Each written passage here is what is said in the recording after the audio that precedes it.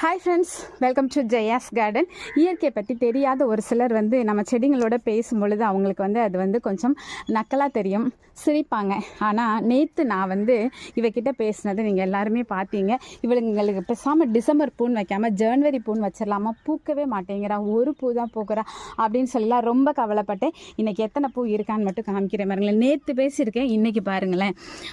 1 2 3 4 5 6 7 8 9 கணக்கு 9 தெரிஞ்சிருக்கு. அந்த பக்கம் எதுவும் இருக்கலாம். எப்படியோங்க 9 பூக்கள் இன்றைக்கி பூக்க ஆரம்பிச்சிட்டா. இனி இவளை கையில் பிடிக்கவே முடியாது, இனி பூத்து குலுங்குவாங்கிற நம்பிக்கை எனக்கு இருக்குது. இது தாங்க இயற்கை. நம்ம பேசணும், நம்ம அன்பு செலுத்தணும் அப்படின்னா நம்ம மனசில் நினைக்கிறத அப்படியே நமக்கு கொடுக்கக்கூடியது. மனிதர்களைப் போல் அல்லங்க இயற்கை.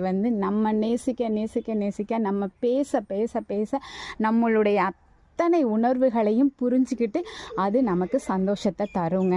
இதை நீங்கள் அனுபவித்து பார்த்தா மட்டும்தான் புரியும். ஸோ இந்த வருடத்தில் கண்டிப்பாக இது வரைக்கும் மாடி தோட்டம் வைக்காத உறவுகள் கண்டிப்பாக வையுங்க, சரிங்களா?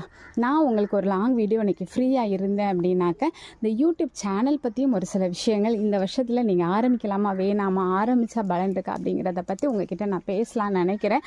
ஓகேங்களா? லாங் வீடியோக்காக வெயிட் பண்ணுவீங்களா? இயற்கையோடு பேசி இயற்கையோடு இணைந்த வாழ்வு வாழுங்க. கொடுத்தா திருப்பி கொடுக்குறவ தாங்க இயற்கை. இயற்கை அன்னை நம்ம எந்த அளவு நேசிக்கிறோமோ அந்த அளவுக்கு அவள் நம்மளை நேசிப்பா, அதை விட பல மடங்கு நேசிப்பா. ஸோ இயற்கையோடு இணைந்து வாழ வாழ்த்துகிறேன். பாய்.